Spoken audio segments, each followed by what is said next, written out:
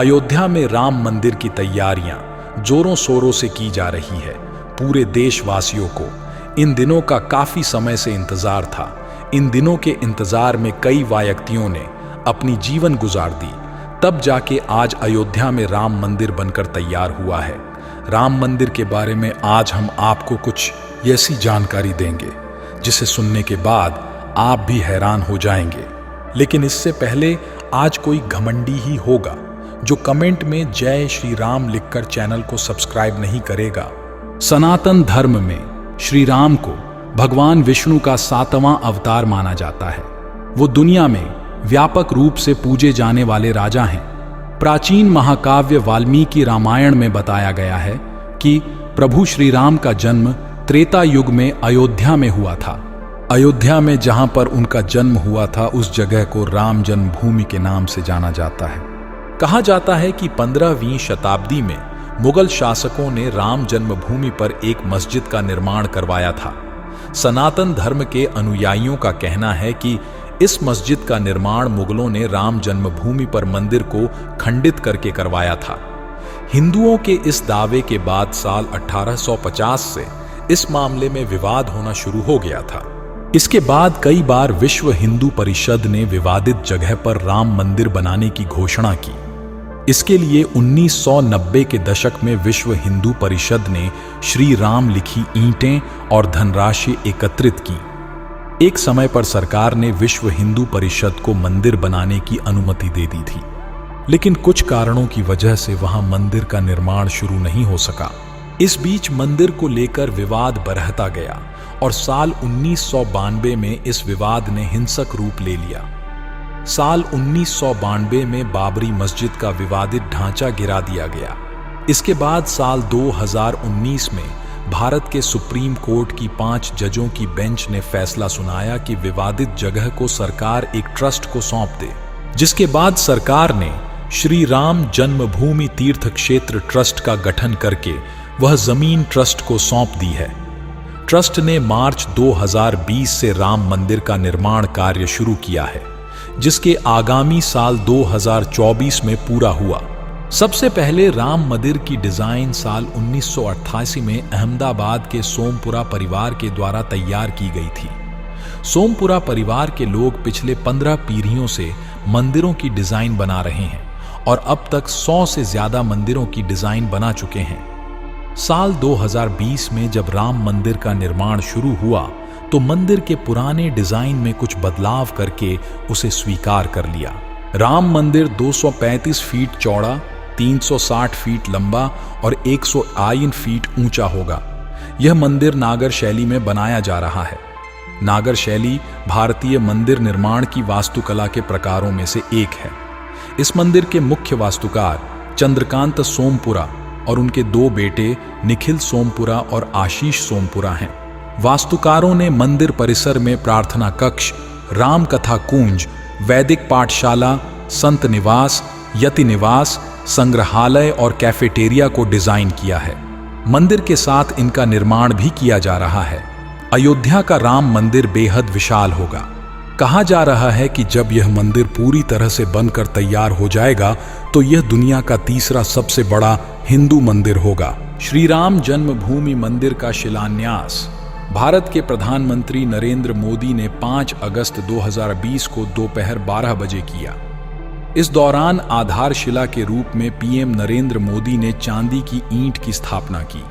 इसके पहले श्री राम जन्मभूमि पर पंडितों ने 3 दिवसीय वैदिक अनुष्ठान किए। इस दौरान भगवान राम की पूजा की गई और मंदिर के शिलान्यास में सभी प्रमुख देवी देवताओं को आमंत्रित किया गया।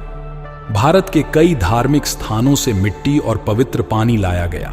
इस दौरान पाकिस्तान की शारदा पीठ से भी मिट्टी लाई गई। साथ ही गंगा, सिंधु, यमुना, सरस्वती और कावेरी नदी का जल अर्पित किया गया। शिलान्यास समारोह के उत्सव में अयोध्या में मंदिरों में 7000 से ज्यादा दिए जलाए गए।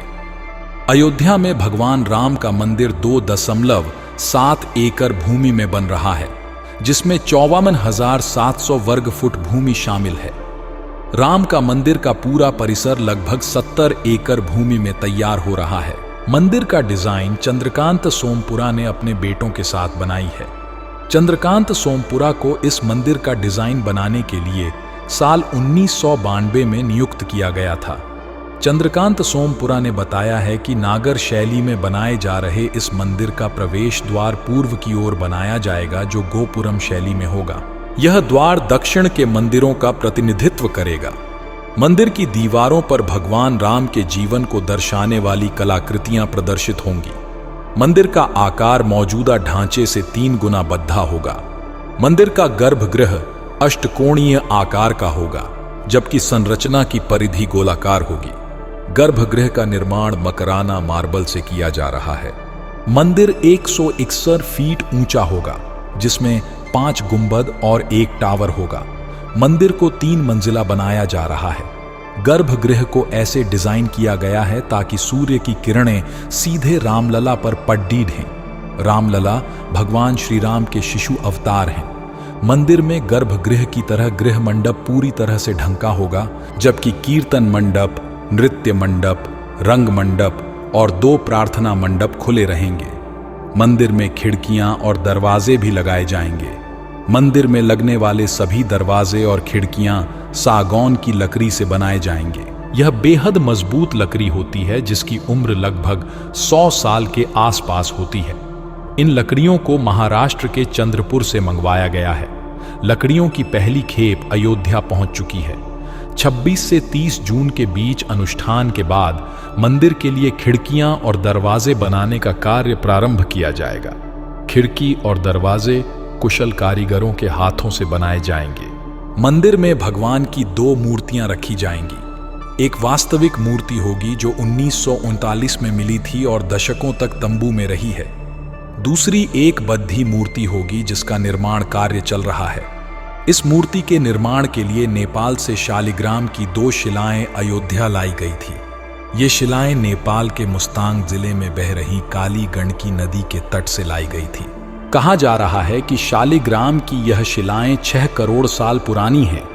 इन शिलाओं का वजन 26 टन और 14 टन है। काली गंडकी नदी के तट पर पाई जाने वाले शिलाएं प्रसिद्ध हैं। इन्हें शालिग्राम कहा जाता है।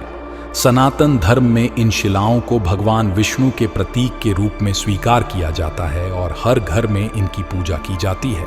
श्री राम जन्मभूमि तीर्थ क्षेत्र के महासचिव चंपत राय ने इन शिलाओं से भगवान श्री राम मूर्ति बनाने का आग्रह किया था, जिसे ट्रस्ट और भारत के लोगों द्वारा स्वीकार कर लिया गया है। चंपत राय ने हाल ही में मीडिया को बताया है कि मंदिर में भगवान राम की 5 वर्ष की आयु के स्वरूप वाली मूर्ति की स्थापना की जाएगी। इस मूर्ति का स्वरूप वाल्मीकि रामायण से लिया गया है। उन्होंने कहा कि सितंबर तक मंदिर के गर्भगृह का निर्माण पूरा कर लिया जाएगा। साथ ही अक्टूबर तक रामलला की मूर्ति बनाकर तैयार कर ली जाएगी। मंदिर में 2100 किलो का एक विशाल घंटा लगाया जाएगा, जो 6 फुट ऊंचा और 5 फुट चौड़ा होगा। इसके अलावा मंदिर में विभिन्न आकार के 10 छोटे घंटे भी लगाए जाएंगे, जिनका वजन 500, 250, 100 किलो होगा। घंटों का निर्माण पीतल के साथ अन्य धातुओं को मिलाकर किया जाएगा। इन घंटों का निर्माण जलेसर, एटा की फर्म सावित्री ट्रेडर्स कर रही है। एटा का जलेसर पूरी दुनिया में घुंघरू और घंटी उद्योग के लिए प्रसिद्ध है।